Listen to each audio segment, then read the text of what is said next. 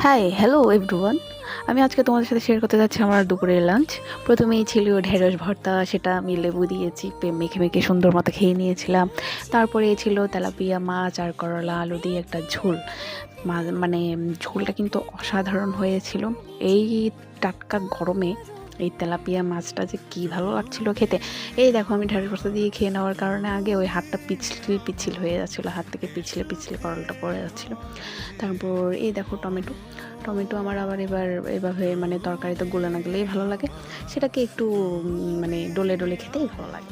তারপর দেখো আমি আস্তে আস্তে ঝোল আলু মেখে সুন্দর মতো খাচ্ছিলাম। আহা, কী যে ভালো হয়েছিল।